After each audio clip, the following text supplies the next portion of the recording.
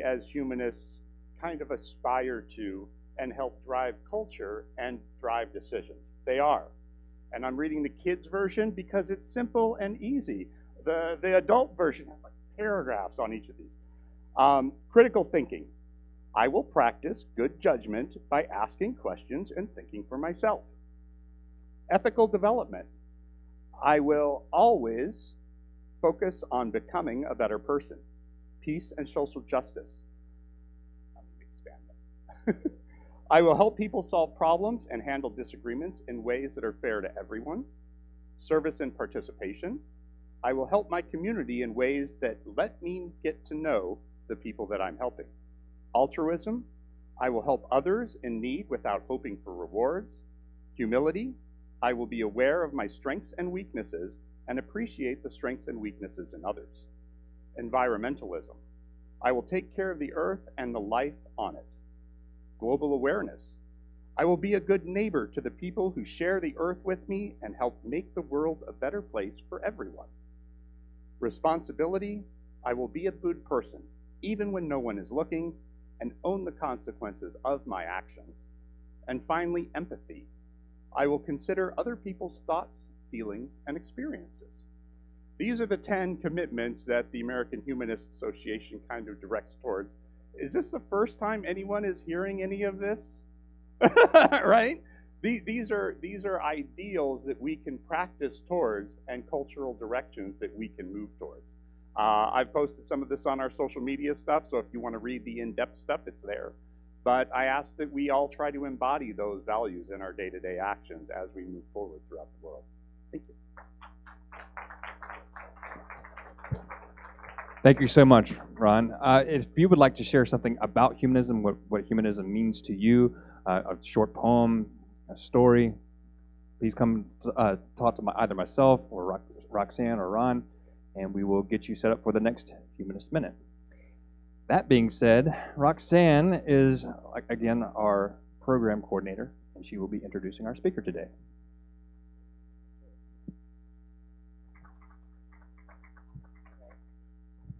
All right, I'm right in front of it. Okay, can everybody hear me?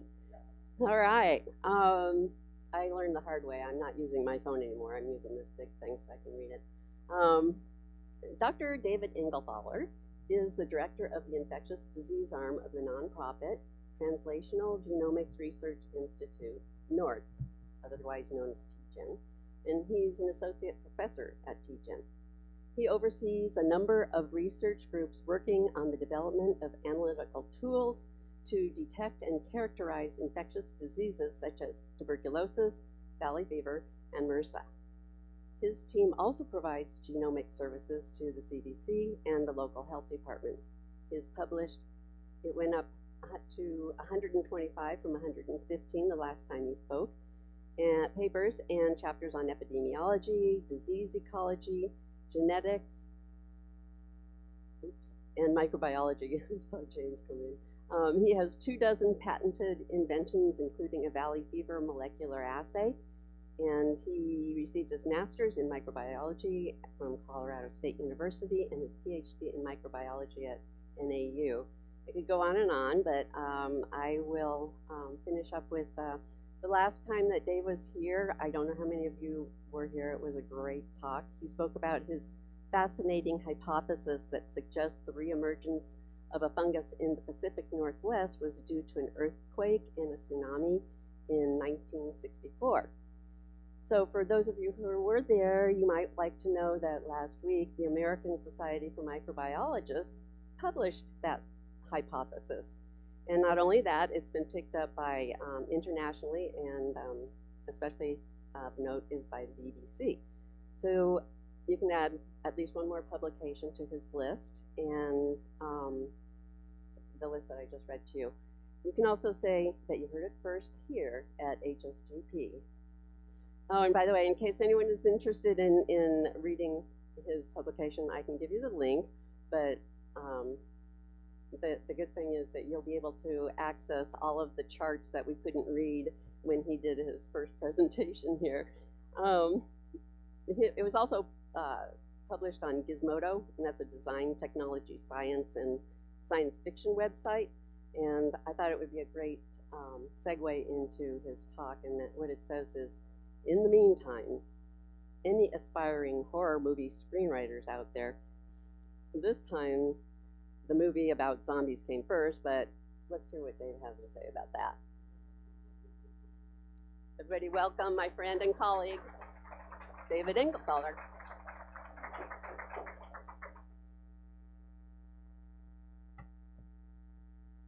Hi, good morning, everybody. Can you hear me on this other microphone? It's all good? Okay. Because I like to walk around. I don't want to cause feedback. So, thank you, Roxanne. I'm kind of fearful Roxanne's starting to stalk me now. She knows more about me than my family does, or at least the work I do. Yeah, I really enjoyed coming to talk with you guys several months ago about some of the really cool, exciting work we're doing at TGen, thinking about essentially infectious disease epidemiology, what causes infectious diseases, how they move around, potentially maybe how we can better respond to them, and hopefully prevent them into the future. My background is in infectious disease epi. I worked with Roxanne eons ago, back when we were both a little bit younger, but you still look fantastic. I'm just getting older, Roxanne. And trying to understand diseases here in Arizona, and I worked for the state health department. I've also worked for a county health department in northern Arizona. I've worked for CDC. I spent a lot of time in government public health. Now I work in nonprofit public health. With TGen, we do a lot of work to support public health, to track outbreaks locally, in our backyard, nationally, as well as globally, and across the spectrum for infectious diseases. So we get to do a lot of really fun and exciting things, and I got to talk about some of that last time. This time, a little bit different take. I do consider myself not just an applied epidemiologist, but a theoretical epidemiologist. So we're always thinking about what could happen and where. And this is kind of the hook, the zombie apocalypse. Of course, you know, this is really more of a metaphor about how diseases emerge, and maybe life-threatening type diseases, or even extinction level type diseases. But you know, nobody obviously believes that the zombie apocalypse could really happen, except for me. I actually do. And in fact, I'm going to explain why I think it actually already may be happening. So bear with me. This is a science talk, I promise you, but hopefully you guys can relate. So if you have any questions along the way, please throw them out. I think we have a little bit of time. When are we going to? I just want to keep track on them. Okay. Okay. Awesome.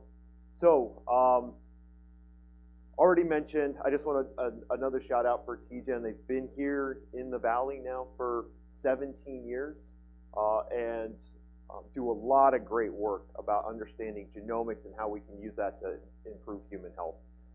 New diagnostics, new drugs, new analytical tools, really changing the face of a lot of things, how we treat pancreatic cancer or a number of other cancers, how we're going to really better start approaching diabetes. And for us, it's infectious diseases. Okay, so tales of ecology and epidemiology. Hopefully this works. This is a Prezi, and I'll try not to go too fast because we could get a little busy in this. Tell me to slow down or stop. This is really cool, talking up next to my buddy Charles here too. All right, let's see. Aha, there we go. So what can studying zombies teach us? So I really love a multidisciplinary approach to science and try to bring in different facets, because we can't really answer questions unless we're thinking about it from different angles. And this topic, we can actually think about this from part of our pop culture, right? It's ongoing and it's changed, right? We're not worried about nuclear war, but we do get worried about Ebola, pandemic flu, those kind of things. And so that's why I think it becomes a really important part of pop culture. And there's different causes then for these zombie outbreaks. And so some of them have to come up with an engineered virus, and that makes sense. We take something bad and make it much worse, and then either purposely or accidentally unleash it, and that's the commonality in a number of movies and books. One particular virus that seems to be kind of like a rabies virus enacting was in multiple different movies. And then the World War Z started the book, at least, was a rabies-like virus. And then Zombieland, which this sequel is out, and I haven't seen the sequel, but the first one was pretty funny. It's supposedly a mad cow disease mutant, and we'll talk about why mad cow disease may or may not be a good zombie-type infection. And then there's The Walking Dead, where they said, we're not going to try to come up with a scientific reason because there's too many problems thinking about a virus or something that's actually out there. But it is some type of universal infection that is spread easily around the globe and infects everybody. Okay, so that's kind of the pop culture side of things. Now we're going to move more into the real side of zombies. But I want you guys to do something with me. Close your eyes. If you were a zombie, take yourself to your happy place. What would that happy place look like? Right? So I think probably that would look like this, right? That really, for a zombie, the happiest place on earth, right? Actually, it turns out to be a really good place to spread measles and other things where we're not getting great vaccination rates. But you know, this is probably what is where we see mass transmission of probably respiratory type viruses, but you know, a lot of interactions of people slammed together. This is kind of Hollywood, so this is Walking Dead, right? And this is kind of the famous scene out of that. So this could be a happy place for a zombie, but in my mind, my zombie happy place looks like this. It actually looks just like where I was yesterday. Yesterday at this time, I was on a lake that looked just like this up in the White Mountains.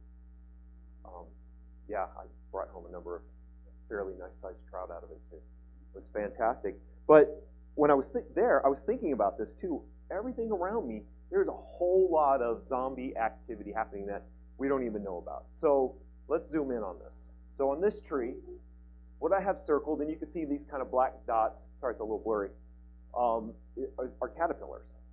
And these aren't just any caterpillars, these are zombie caterpillars.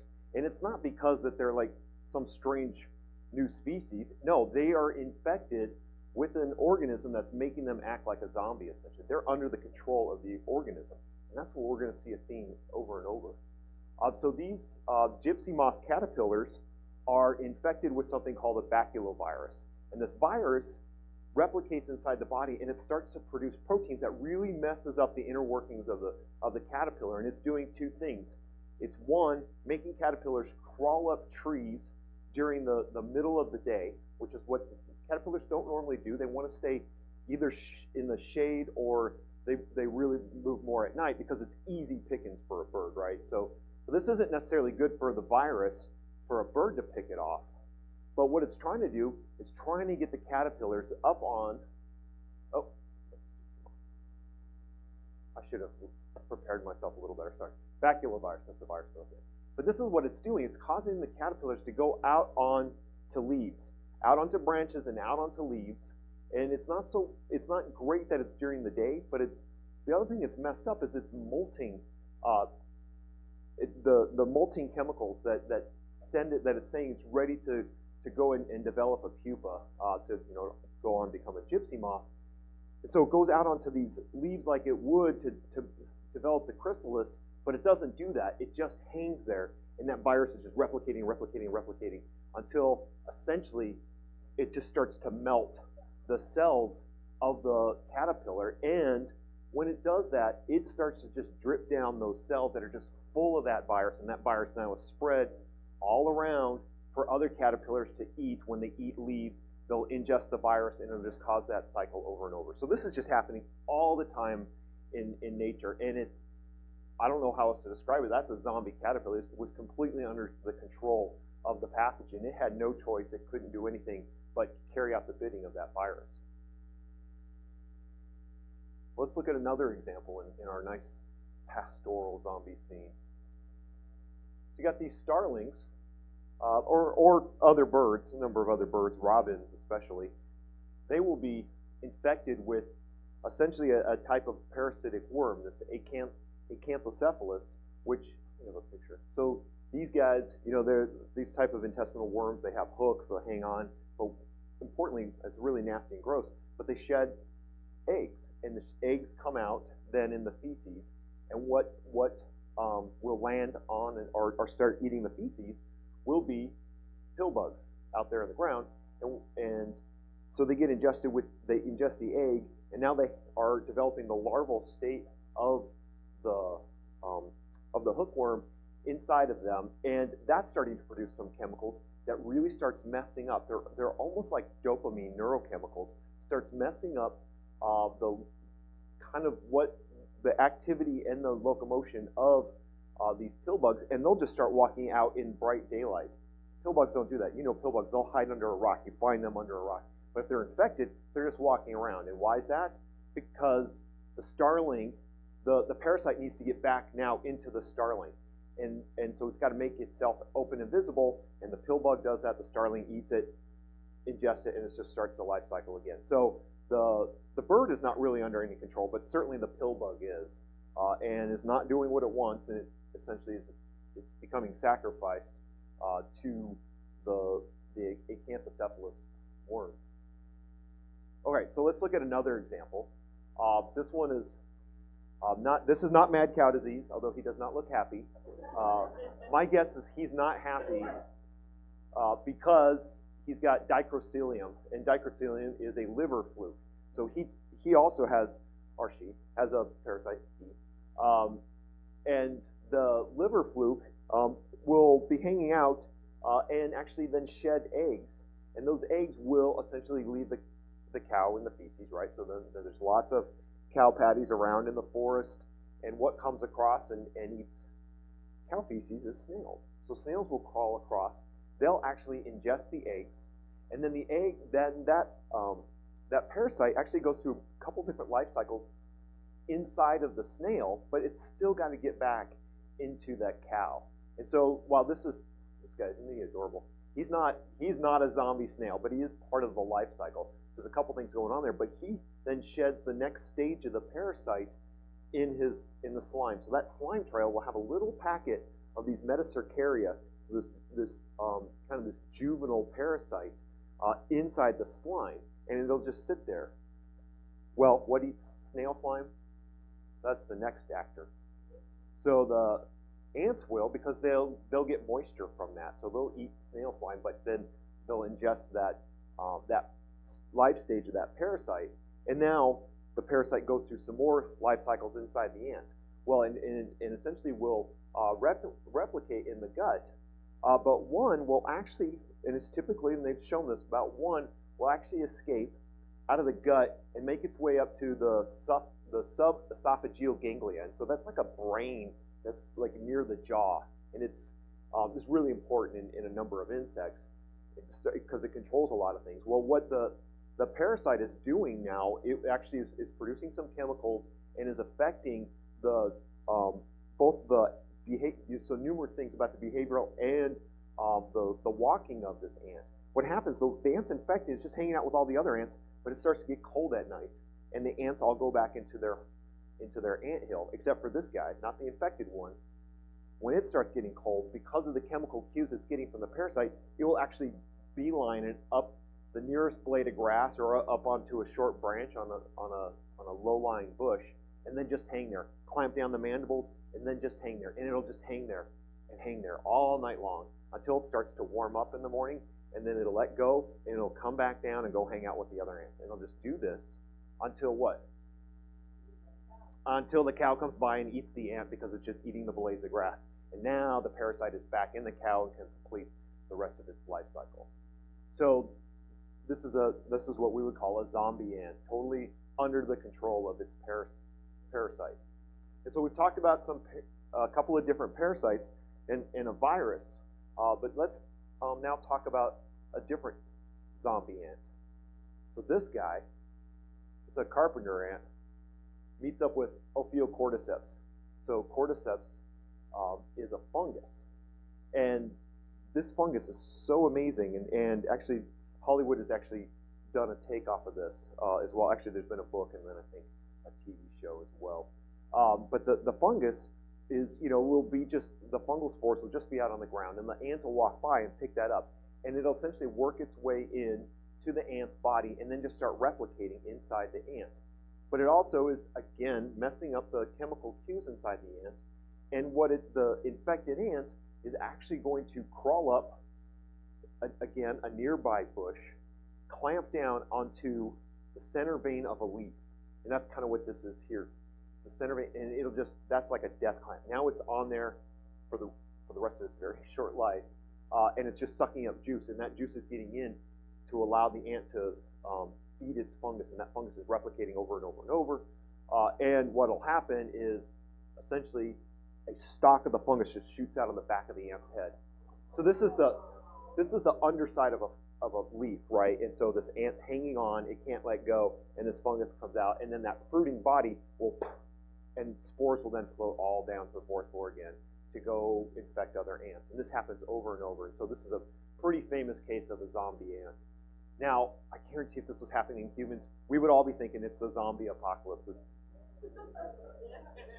Absolutely. But we're not ants, and so we don't think of, but this zombie apocalypse is happening to these little guys. Oh, there's another picture. That fruiting body poking out the top of the ant. All right, so I think I have at least two more possible zombie examples in this scene. And all of this is happening all around us. We don't appreciate it unless we start to really zoom in and understand the ecology of the life around us. Here we go. Spinochordotes and the grasshopper. It's like a Aesop's fable, right? So it's the grasshopper is hopping along. It finds an aphid and eats the aphid. And the aphid was unknowingly infected with the eggs of Spinochordotes, which is essentially it's a horsehair worm. And so then the egg essentially hatches and starts to grow inside of this grasshopper, or in crickets, this type of an insect. And it starts to, again, release some strange proteins. And they're not really strange. They're kind of mimicking proteins that the grasshopper already makes. And in this case, this protein, it's called a WNT protein, affects locomotion and attraction to light. And so it starts to make the grasshopper kind of hop in strange ways, but it also becomes attracted to light. So in the forest, where's their light? They're not seeing light up above them. They actually see the light shining off of water. And they hop towards that and land in the water. And that is what the parasite needs. The parasite needs to get out of this grasshopper and get into the water. And when it does, it starts to just, boom, starts coming out. And these things are amazing. If this was happening to humans as well, too, we would be pretty freaked out. So that's the entire horsehair worm coming out. And it just goes and hooks up with some other horsehair worms in the water, starts the life cycle all over again. All right, I got one more example in our forest landscape here. And this is actually maybe my favorite example of a zombie parasite. So this little guy is very cute, but unfortunately infected with Toxoplasma gondii. And I think a lot of people have heard of Toxoplasma. Maybe you don't know those other ones. But toxoplasmosis, that's the thing that they say, for pregnant women not to change the kitty litter, right? Because they might get exposed to this toxo. Well, I'll show you why. There's other reasons that we should be worried about toxo. But the field mouse is actually infected, and toxo you ingest it. It's a parasite that will actually make its way up and just settle in the muscle tissue, or it can make its way up to the brain and actually then start to do a lot of weird things like these parasites do, including make some mimic proteins that mimic what you would normally make. And in this case, it is really making a substrate of which dopamine is made from. And dopamine is a really important neurochemical for us. One of those things that it does for us, it makes us a little friendlier. For mice, it makes them a little friendlier to the world around them. Mice are afraid of everything, right? This is normally what mice do. They run away from cats, right? But a mouse that's infected with toxo will do this. They lose their neophobia. They lose their fear of the new or the unfamiliar. And very strangely, it makes them attracted to the smell of cat urine, and this has definitely been proven. So this parasite is purposely trying to bring this mouse in contact with a predator, specifically with cats. And so it gets in, the mouse is infected, the cat eats it, and it goes through the rest of its life cycle. So the real host of, make sure I've got the right one here. Yeah, there we go. The real host of toxoplasma is the cat, and the parasite wants to get back into the cat, but it will get out into the cat feces, and the cat feces will get eaten by mice, but they'll also accidentally get eaten by other animals. And other mammals, it'll just set up as like a cyst in the tissue, and it won't really cause a problem. It's just there for the rest of its life. That's not very helpful for the cat, right? The cat's not going to eat a mad cow or something. The cat is going to eat the mouse that's infected. But humans can get infected with these as well. And we get infected two ways. One, by either direct contact, so this is pregnant women changing the kitty litter box, or we can get it by eating tissue that's infected with toxoplasma. And actually, toxoplasma is so common, they think that possibly up to, certainly in parts of the world, up to 1/2 of the human population is infected with toxo because it is so prevalent in animal meat and mammal meat. So that's where we get most of toxo. But occasionally we can also get it directly from the cats themselves. And we know it's turning the mouse into a little zombie. Can toxo turn our human here into a zombie as well? Well, I think I think it's possible. And I think we'll get back to that here in a second. There's a question in the back.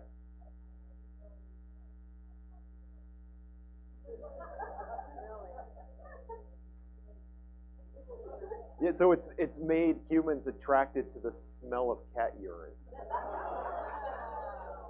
I'm going to get back to that actually, because it has, and I'll show you why. Yeah.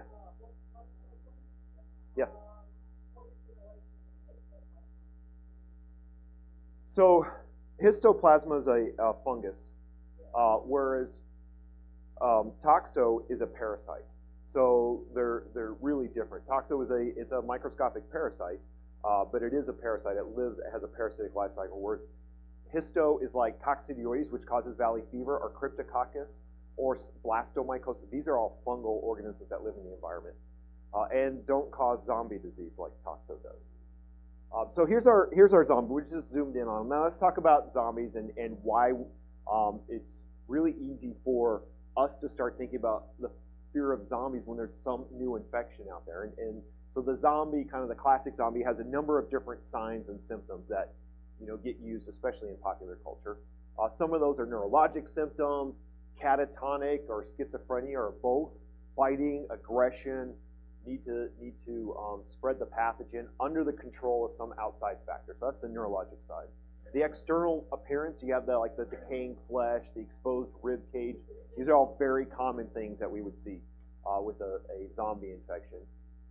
Motor function, you get that stuporous behavior, the lumbering gait, simple repetitive movements, again, under the control of some other force. And then oral symptoms, like biting, cannibalism, vomiting blood. These are things that we'll see in different movies and books, video games, whatever. Right? So, obviously, then diseases that we know actually will have some of these types of symptoms as well. Right? So let's think about some of these real-life infections. So Ebola comes up, and Ebola's got some really nasty features to it. This is actually a real picture of a Ebola hospital. I think this one is actually in Zaire. But I'm trying to remember, we may have pulled this one from Liberia. But every time Ebola appears, you have a healthcare system that's not ready to deal with it. And you can see the conditions here. I mean, that is blood stains on the back.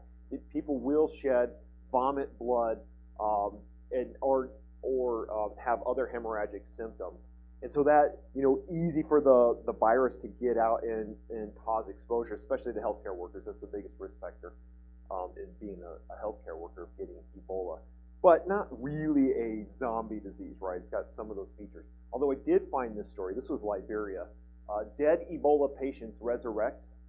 And this was actually reported in the local newspaper. So, it's bad enough when you got Ebola, but then you've got the news media trying to add new flavors on top of that, including they were reporting on individuals who were known to have died that were actually seen then walking around in the village later on. And this clearly just, one, miscommunication, two, bad reporting. There's that combination happens sometimes with the news media. It's just sometimes. We know that it's not always the case. But it's something to people can now jump to a zombie type story.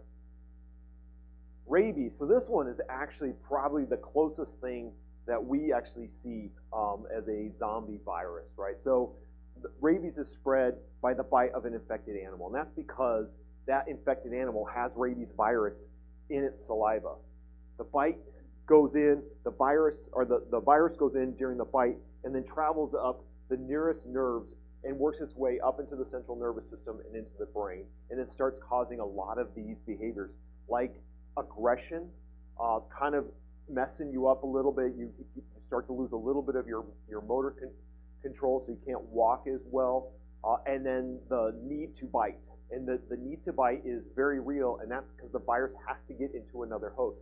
And so it gets into the saliva and is causing this aggressive behavior. Now, some animals actually become passive and just curl away and die, but other animals will get aggressive and attack, and those are certainly we see this. And I could talk about rabies for a whole other session, which I'll stop here. It's really very fascinating. Another one, mad cow disease. So Zombieland used that as an example. Doesn't make a whole lot of sense, but mad cow disease is fairly interesting. So it's caused by proteins that are kind of malformed, and they're called prions. So these specific proteins, not only are they malformed and they start to mess up a cell, they actually, when they touch another protein, can change the conformation of that protein. And now you essentially end up getting destruction, and this is occurring in the brain. Sorry, I should have said that. It's occurring in the brain, and so it's causing the brain to become spongiform, like sponge-like. So it's called a spongiform encephalopathy. And so these prions are just destroying the brain. So that's what normal brain tissue should look like. But then these holes in the brain tissue is really from that breakdown of the cells. And there's a number of different things that what we call mad cow disease. One of those is classic CJD. CJD is Creutzfeldt-Jakob disease, but it's actually something that can be heritable. You can get this, and then when you get older, you start to develop this prion destruction inside your brain, so it's not transmitted. Another one is scrapie, and this essentially it's kind of like the normal one in goats, and actually that we know that this can be transmissible from one species to another. Goat offal, the remnants of goat, was being fed to cattle. This was in the United Kingdom. The cattle would get it and eat, and you get some of that infected brain material, and actually then would cause this disease, which became known as mad cow disease in the United Kingdom. So that's where that comes from. It's actually really a goat disease. But humans have another one called kuru, and this is actually from a very specific place. So Papua New Guinea, these are the 4A tribesmen in Papua New Guinea practice cannibalism. It's part of their culture, had been for eons, but some researchers who had been studying the tribe were seeing that they were starting to die. There were a number of individuals that were dying, and maybe it had been going on for a long time, of what became known as a prion. At that time, they didn't know. They called it a slow virus. And it really was not the men. It was all the women that were dying. And that was because when they practiced cannibalism, the men ate the meat. The women and children would get kind of the leftover remnants, and that means that they would get exposed then to brain material or CNS material that would have these prions in it, and they would get it and then develop essentially this kuru, which is like a human mad cow disease, and then die. And then sometimes that person would be offered up, and they would be eaten. And then that's how that would start to continue to circulate. So it really took a couple of decades of public health working with this tribe to get them to understand that this practice was literally killing them. And so that's gone now. So not really a zombie thing, but it's kind of a bizarre instance of how we can spread this to ourselves. Then I mentioned toxoplasmosis, so I got to spend a minute on this. Toxoplasmosis in humans. So we know that here's our human host, and humans can get infected in the brain with cysts from this toxoparasite as well. And what happens in the human brain is kind of similar to what's happening in the mouse brain. it starts to mess up your neurochemicals. It starts to produce this kind of progenitor molecule for dopamine. Now you kind of have this dopamine rush. Humans, when infected, will start to have this fear, or lose their fear of the unknown. They will, or lose their fear of the dangerous, and go start doing dangerous things. There are reports, and this is only incidental reports, or anecdotal reports, not proven, but there were 2 cases of people, I believe both in California, but I know one was, that actually did car surfing. Driving down the freeway, open up the sunroof, get up on top of their car and surf and crash and die. And they were, both times, people who had toxoplasmosis cysts in their brain. Don't know if that's what caused that, but it's very bizarre behavior, kind of like the mouse walking up to a cat. Very dangerous behavior. Doesn't end well for either species. There's actually a tie now to schizophrenia. There's been multiple studies that have shown that a much higher prevalence of toxo in people diagnosed with schizophrenia. Now, what does that mean? Maybe people with schizophrenia do behaviors that get them more exposed to toxo, or maybe they get exposed to toxo early and it starts to cause schizophrenic type symptoms. We don't know. Then somebody else mentioned cats, cat urine. So very weird. Somebody did this study where, and this was a good scientifically controlled study, people who were known to have toxo versus people who were not. The ones with toxo actually had an attractant to cat urine. There was a pleasure sense essentially from cat urine versus people who did not have toxo really did not like the cat urine smell. And it turns out it's really not all people. This is weird. We don't know why, but it's really only the guys. I don't know. So, I mean, the cat lady thing, that's not, it doesn't sound like that's the toxo. I don't know. Because they're not the ones attracted to cat urine. It's the guys who are infected that are attracted to cat urine don't know what that means. And maybe the toxo just doesn't know that we're not a mouse, right? And it's trying to turn us into, a mouse or prey for a cat or something so we can get back into its next dose. Anyways, fascinating stuff that we're still just learning now. There's other diseases out there. Nodding syndrome. This is an awful one. We've worked on this one a little bit. It's in Uganda and South Sudan. We don't know what causes it. But these young kids start to develop symptoms, neurologic symptoms. They start nodding. They start losing motor control. They can't feed themselves. And this is in some of the worst places on the planet. These kids just die in the dirt, essentially. They'll just essentially become unresponsive, and they will die, and then they get kind of carried off, and we don't even know what causes it. So we've actually done some genomic analysis of samples and trying to understand what pathogens may be involved. There's still a lot of work being done on it. It's I mean, in this particular story, they're linking it to being mindless zombies, but something's going on with these poor kids, and we still have a lot to learn there as well. Okay, PG-13. I got a couple more graphic pictures. So PG-13 means all y'all too. If kind of a queasy stomach. Just giving you the forewarning, because remember we talked about one of the symptoms of a classic zombie is the decaying flesh, right? The exposed rib cage, right? So this is a classic scene out of the pilot of Walking Dead. But here's a patient that we actually helped work with. This is a real life person suffering from an infectious disease. This is, and I'll come back to this in a minute, but this is actually from a fungal infection. But there's other things out there that cause the necrotizing or the rotting flesh, which is necrotizing fasciitis, right? So the group A streptococcus, what causes strep throat, also causes necrotizing fasciitis. And this is a disease we work a lot with and try to understand.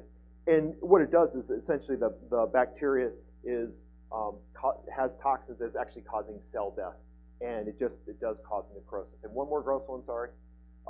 And so you have to respond to it by essentially cutting away the infected tissue as much as possible, and then helping tissue under that grow. Okay, sorry, that was it.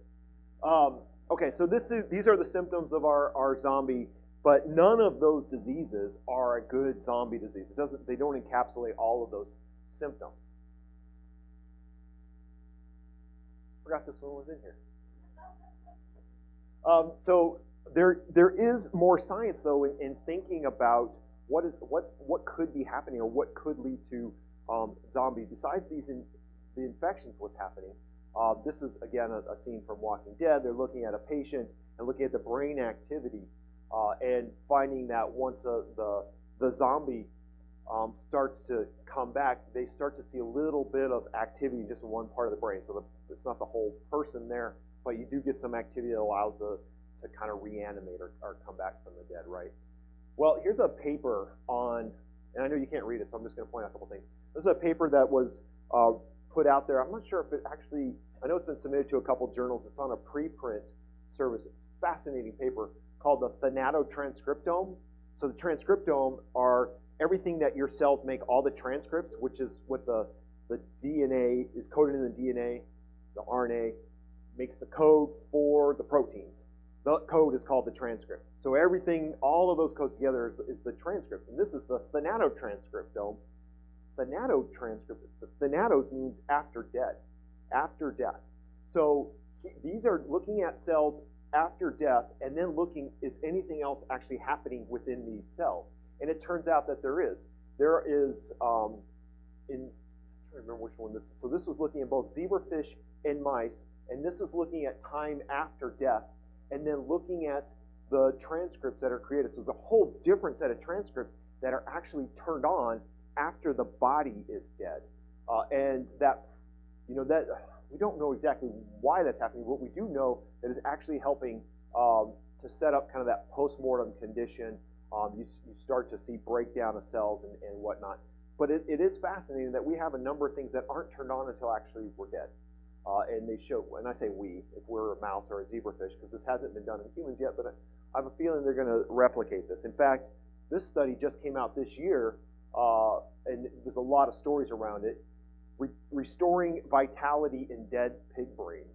And this is a real-life paper that came out in Nature, so really big deal that this group was actually able to restore some brain function, very limited, in dead pig brains that had been dead and stored, and then they revitalized. And the whole point here is thinking, not necessarily, they're not trying to make the zombie pig, but what they're trying to do is, what can we do to preserve material in our brains better, and especially if we're going to be dead for a while, right? So if we've been out for, out for 20 minutes, we've now lost a lot of oxygen to the brain, and now it's really getting a lot of brain damage. Is there a way to restore some of that? Because you can revive the body, but then you get a lot of brain damage. Can we do it so that we can actually restore what's going on in the brain?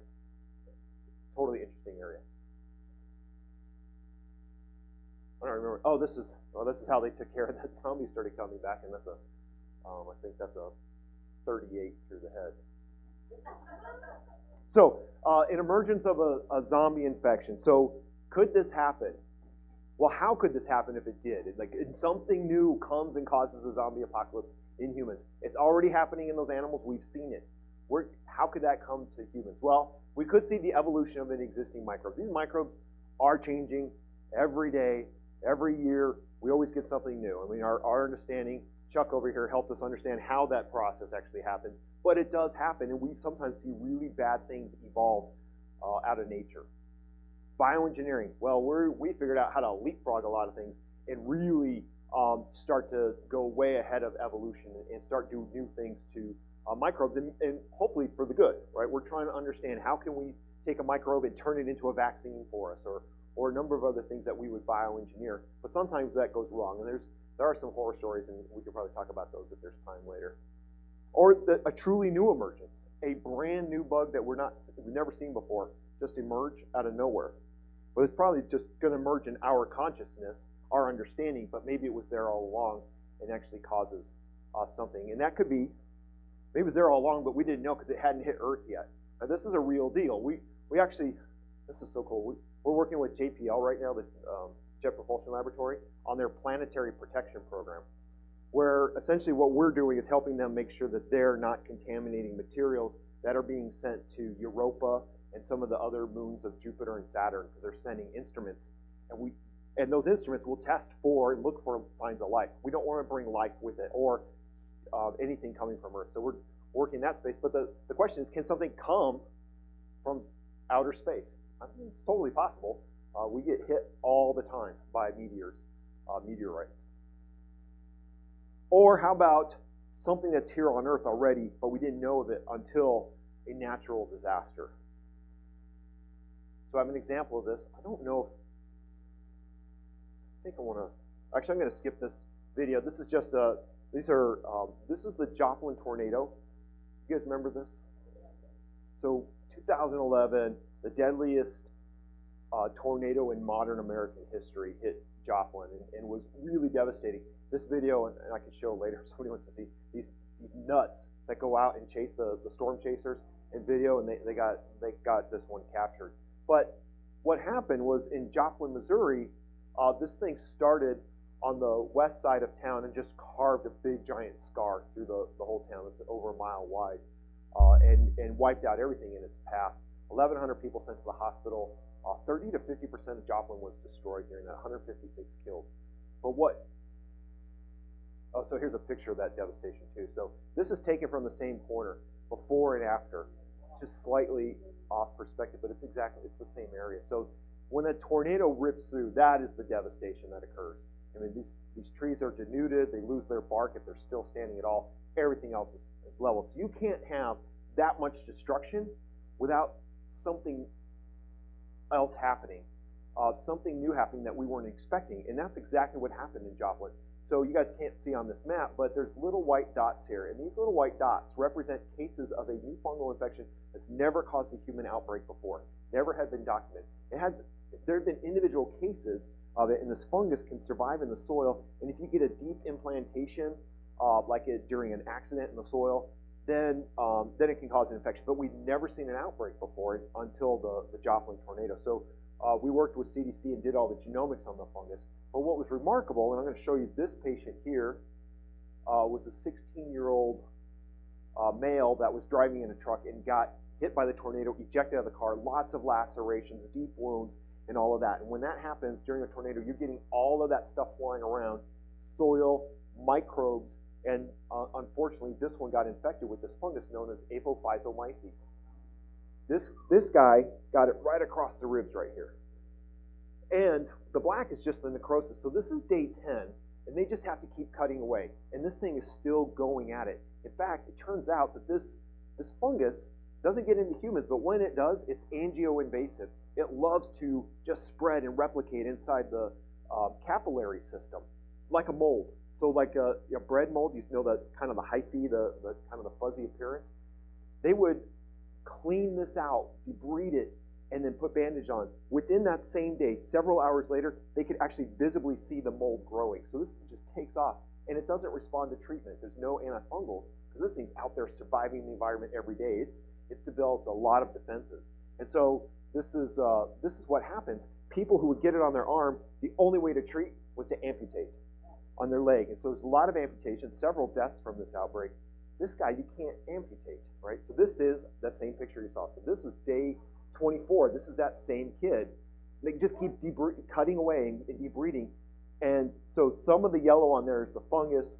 This is just continually cleaned, every day cleaning and cleaning. They did have to remove. They did have to amputate. Removed his rib cage, and he lost a chunk of his liver and I think his spleen and a couple other things. He survived. I'll show you in a second. So this is, we didn't do any of that cool stuff. We did this, right? So we did like the genomic family tree, I like to say the ancestry.com of these organisms, and understand how they're related, and there's a number of other samples that were just in storage over the past couple of decades of this fungus. Again, never seen more than one case at a time.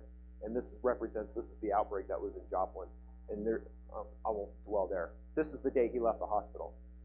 So yeah, this is a medical miracle that this guy survived this. I mean, they did not know how to treat something like this. They did remove. He's been back, got titanium ribs. He's still undergoing therapy. It's obviously a devastating thing, but he survived where normally you wouldn't. And we've learned a lot about this fungus. But again, a fungus comes out of nowhere because of a natural disaster. Okay, are there any other ones emerging out there? Always emerging infectious diseases, lots of them. MERS, so you guys probably remember SARS in the early part of the 21st century, like 2003, moved around the world. MERS is nearly identical. This is actually the Middle East respiratory syndrome. Strangely enough, yes, it is spread by camels. This is a virus that is naturally found in these camels and spread to the camel owners, and it's devastating, very high fatality rate. Bourbon virus, which I don't know what that is, but it sounds amazing. Bat spread viruses, a number of viruses. So bats love bats, but bats are amazing reservoirs for viruses that infect and kill humans. These are very deadly viruses that have been normally just spread around in bats and have caused spillover into humans. Flu, it keeps changing. We keep seeing new versions. The 1918 flu was absolutely devastating and it absolutely could happen again. The H1N1 flu in 2009, the swine flu pandemic, that spread faster than any other virus or any other pathogen in the history of our planet. And that's because we spread it. We can spread it now, anything to every continent within the same day. And that happened within the same week, but it's so infectious or in the same few weeks, so infectious between people, and then we just help move it around the globe really quickly. There's brain-eating amoebas. This is devastating. We actually had a couple terrible pediatric fatalities in the valley several years back, and that keeps popping up. Nodding disease I mentioned, Ebola, monkeypox. These things are popping out of the countries that they normally found in, and that's, again, we're helping that transportation, but sometimes Mother Nature does it herself. And then Zika, chikungunya, other mosquito-borne viruses are moving around as well. All right, what's next? We don't know. Almost about to wrap up here. Can we survive? So if one of these things really does become the zombie apocalypse, like the fungus coming out of the back of the head or any of those other ones, can we survive that as a society? Well, we've survived numerous emerging and re-emerging infections over the years. Over the eons that humans have been around, a lot of things have been trying to wipe us out. So we have been able to survive, and we've learned a lot. You know, vaccines, we don't have smallpox anymore. We don't have polio, at least in this country, but most of the world. There's only 2 countries left, and there's only a couple of cases. Polio is almost gone. So we can wipe out and get rid of some of the things that are only killing us and hold the other ones in check. Rabies, we don't see human rabies cases anymore in the U.S. It's very rare. It's very, very rare. And that's because we got a great vaccine, both for our companion animals, but also for people if they ever get exposed. Isolation and quarantine. So with SARS, this stopped SARS, putting people into isolation and quarantine, infected people into isolation, exposed people into quarantine, make sure they don't infect anybody else for a certain period of time. It seems like cruel and unusual to shut off that, but everybody's on their phones anyway, so nobody even notices. And it works. And it's been used over the years for plague. It's still used for Ebola and plague. Patient treatment. We actually can treat many of these diseases. Sometimes they become superbugs. Plague, 100% treatable. We're not finding any resistance. It's one case in Madagascar. But we can always treat plague. If we find it early, we can treat every single case of plague and nobody has to die. MRSA, MRSA and some of the other superbugs out there, it's become more and more difficult, but we can still treat them. Environmental response. Sometimes we just got to get out into the environment and do something. With cholera, clean the water. Hantavirus, make sure people aren't exposed to infected rodent droppings and keep rodents out of the house. West Nile, make sure that mosquitoes are not breeding in your backyard pool or your backyard pond. We can do things to really affect these. There's also amputation, right? So I show group A strep, and that's this fungus, apophysomyces. This is still how we respond. It's Civil War medicine, but it still works because we don't know how to deal with it otherwise. And then there's the Second Amendment, right? But, if that goes away, then maybe we'll just have badass women with katana swords. Yeah, so there's different ways we can potentially respond. And so CDC has kind of jumped on this idea. They came up with these are actual kind of graphic novels, zombie pandemics, really about preparedness for any emergency. We try not to dwell on these things, but still, I'm not a prepper, but I think it's really important to be prepared for any type of emergency, backup food and all those kind of things, know how your family will get together. These are cool, but there's a lot of other great material out there to help with that. There's other zombies have been studied in other fields, or just the ideas of zombies in psychology. This is mathematics and modeling zombie outbreaks. I have to show this one, death, taxes, and zombies. This is actually published by a professor here at ASU, the Sandra Day O'Connor College of Law at ASU. And I don't really have time, but this was so amazing that somebody was able to get this published. And it looks at what maybe the last point I'll put here. The point here is not to identify the appropriate approach to how we deal with zombies and taxes. Rather, it is to goad Congress and the Internal Revenue Service into action before it's too late.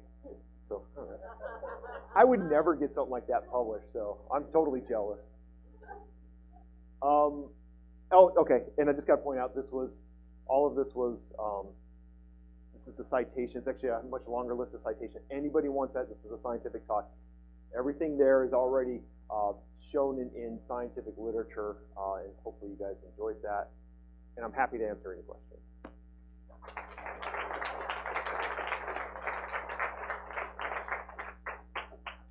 We still have time for questions? Okay. Yeah, okay. Quick question. Oh, there's a microphone.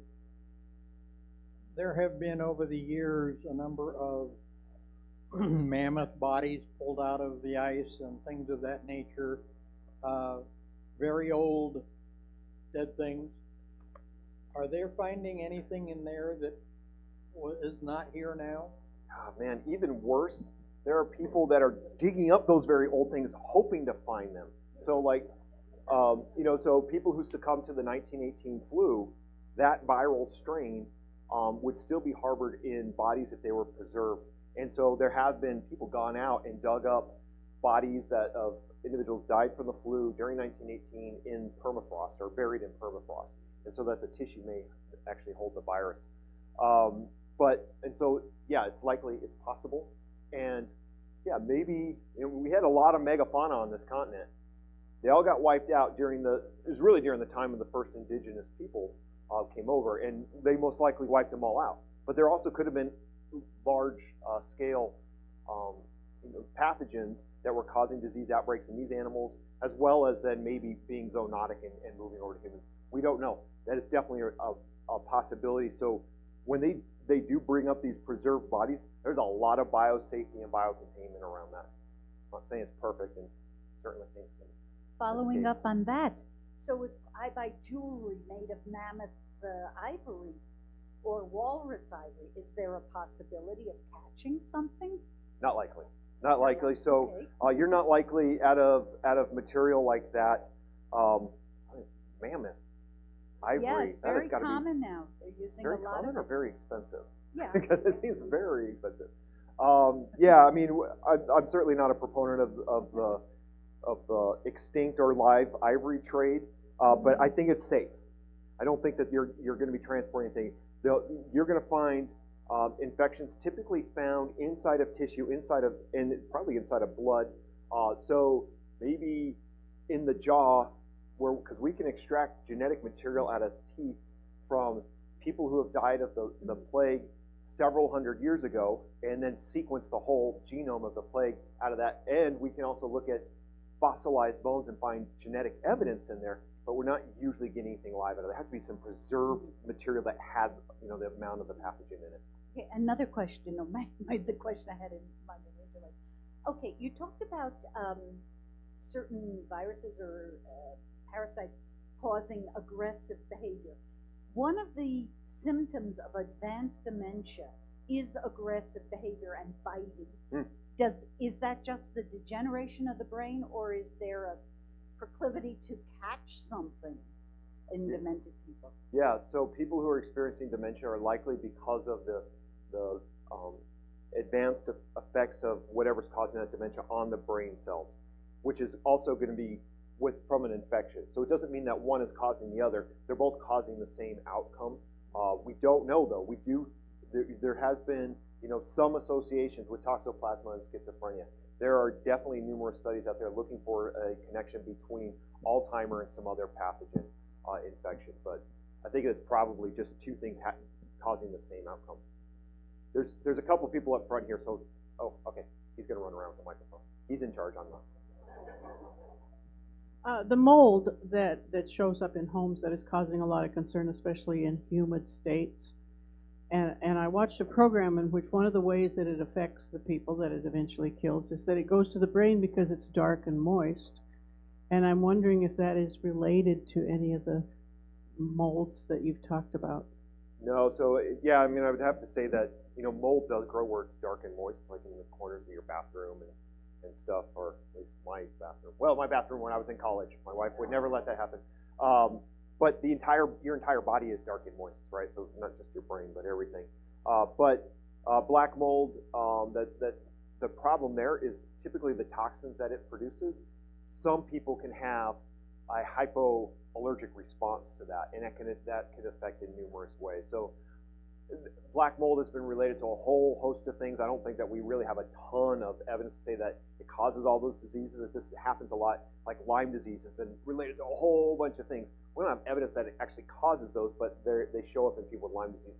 Same thing with people who are exposed to mold. They can have a whole lot of symptoms, but they're not all being caused necessarily by that black mold. And the bigger concern there is people who have really advanced allergies to that can have life-threatening illness. That's sure the toxin. One right here. Thank you. My question is concerns about haboobs and dust flowing all over us, and we don't know how old the dust is or what's in the dust. Yeah. And also, we've had construction in this town forever, and it's just they're churning up everything. Everybody seems to be concerned about that. Do you have any comment? Yeah, so the haboobs that flow through the valley, which are really impressive, they move a mass amount of soil and dirt, typically from the East Valley or from the Southeast. And I've seen it come all the way across from Tucson all the way up, and pretty amazing. So certainly anything that's in the top layers of the soil is being picked up and moved with that. One thing, the top layer of the soil doesn't have a whole lot of living stuff in it because it's so hot, right? That thermic soil, if you get 110 degrees, just baking and baking, it's going to be 140 or 150 degrees in those top layers of soil, and that's just going to kill off most things. The concern has been around valley fever or other fungi, things that can form a spore and be very hardy in the soil. Well, that's why we have valley fever, because it can survive that heat. We typically do not see it in the top layers of the soil. It's not in that very top layer that would be picked up by a dust storm. It seems counterintuitive, but there's been some epidemiologic studies that show that those haboobs are not directly linked to outbreaks. There's been a lot of discussion about this, and I think it's just because their haboobs are not really carrying a lot of the valley fever. All of that dust, very small amounts, so you may get some exposures to that. Certainly anything else that's in the soil certainly gets kicked up, and so the public health message there is to not be out checking out, getting great photos as those haboobs are rolling through. Stay inside and air conditioning. You're actually filtering out the vast majority of that and lowering your risk to exposure there.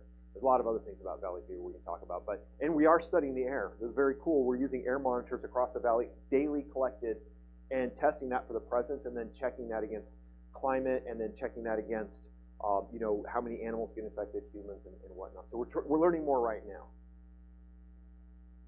David, now that we have the tools to map the genome of a new virus within days, doesn't that technology also mean that we can create vaccines against those or medicines against those viruses within days?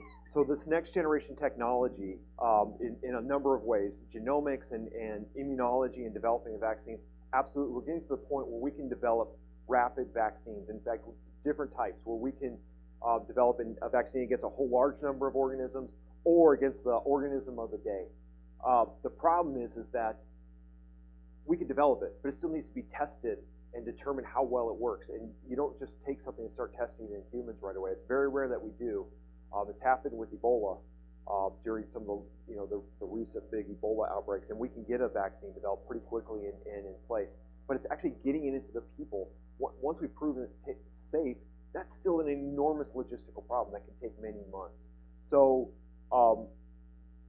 hopefully that's being shrunk. We're actually learning how to develop better personalized vaccines so that we know how your immune system, let's pull out some white cells, reprogram those white cells to attack the organism and put them right back in you. Now you won't have a rejection to it. It's your own body's immune system now responding to it rather than using a vaccine.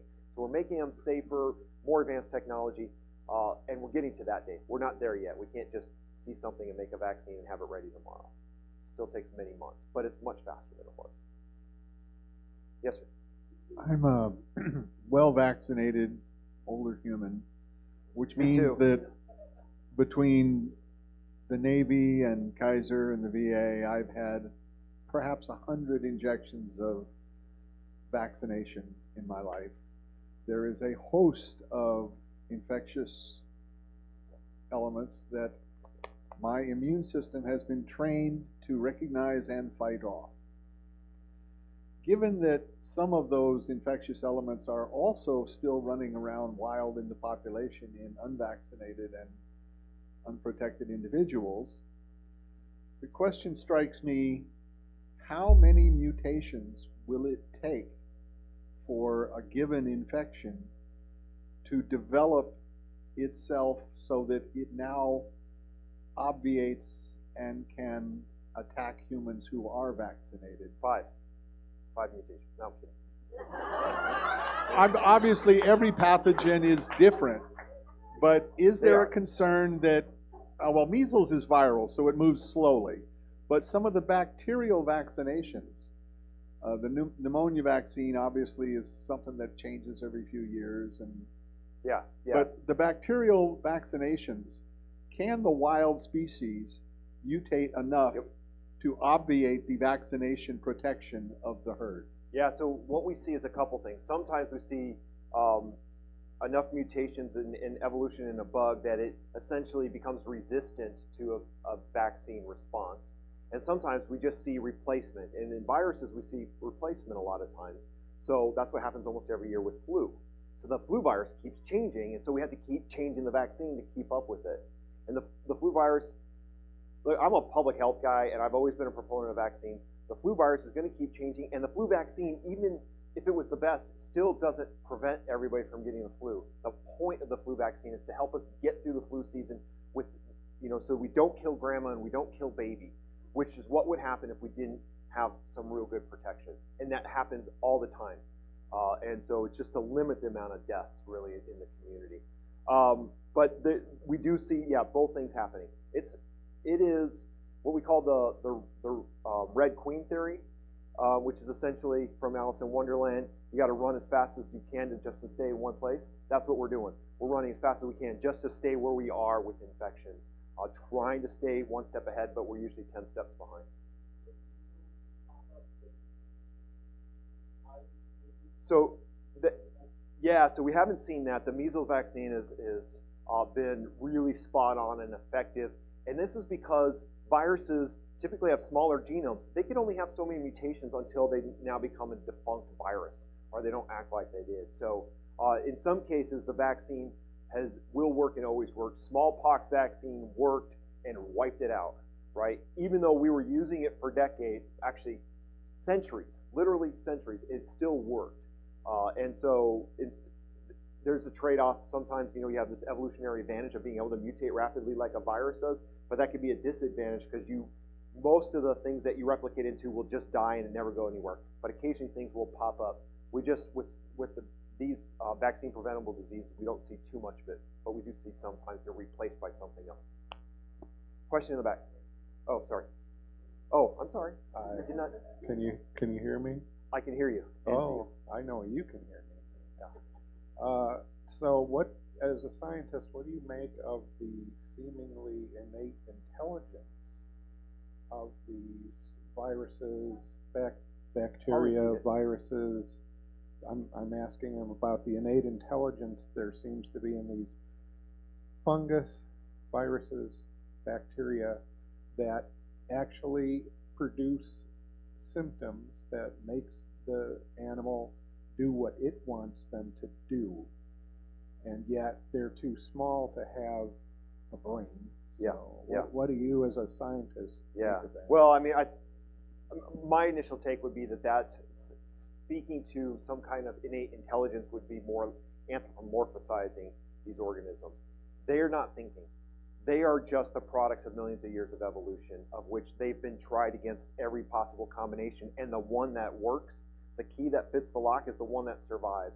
And so that one is because it developed enough mutations over time that it allowed it to survive in this environment, or evade this predator, or outcompete this, right? And in some cases, that means that it's come up with these incredibly complex strategies, how it's got to move through 3 animals or 4 animals to get back into its original host. But that's the way it figured out. I'm doing it myself. It didn't figure it out.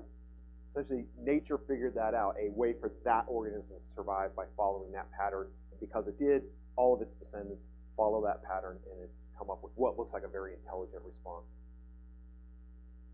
You mentioned about there was some evolutionary advantage because it can mutate so quickly, but it would seem like that would be overwhelming. So why do we have large creatures at all? Why do we have mice or ants? It seems like these things can mutate so fast they'd wipe out any development. And then looking back over the eons, you said, are there any of these mass extinctions that you might attribute to something like this? So we're not wiped out because it's probably to the evolutionary advantage of the organism not to wipe us out. So if flu killed us all off, then the flu virus would die and be gone. But if flu just makes us sick enough to cough and spread droplets to somebody else that they get into their mouth or their eyes and they cause the infection again, that is an evolutionary success strategy. Right now, it can continue to go on in a chain of things.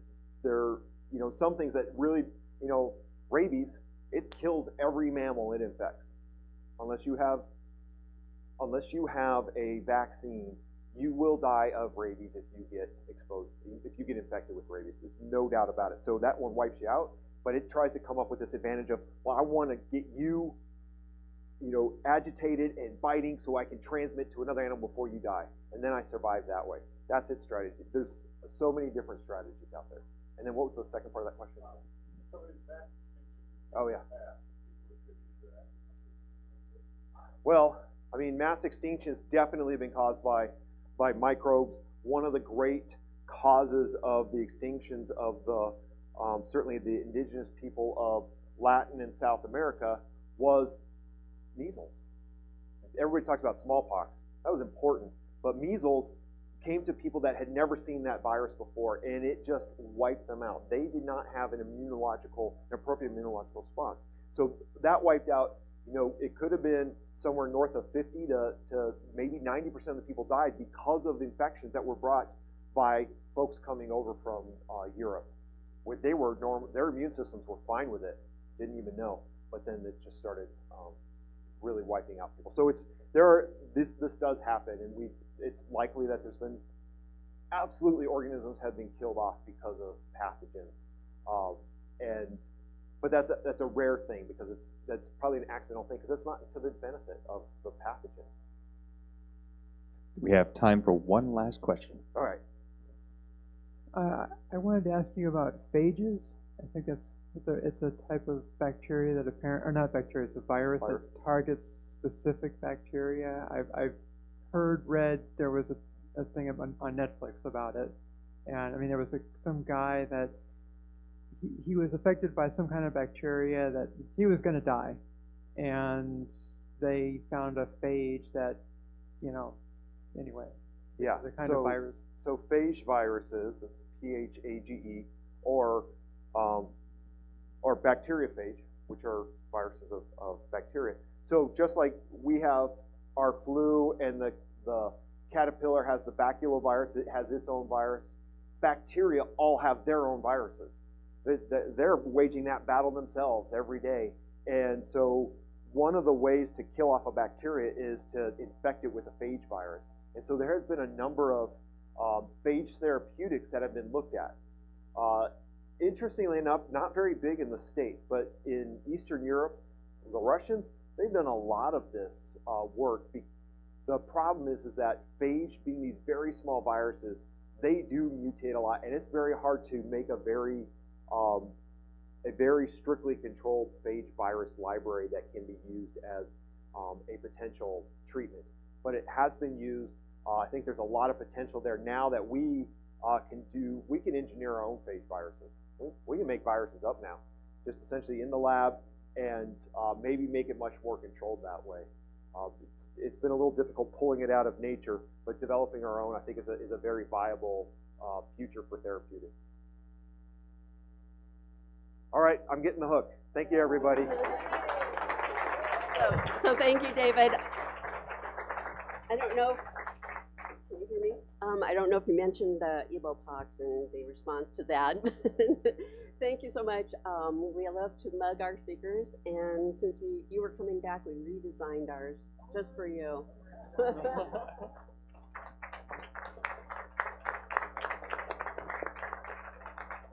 And that does conclude our program for today. Please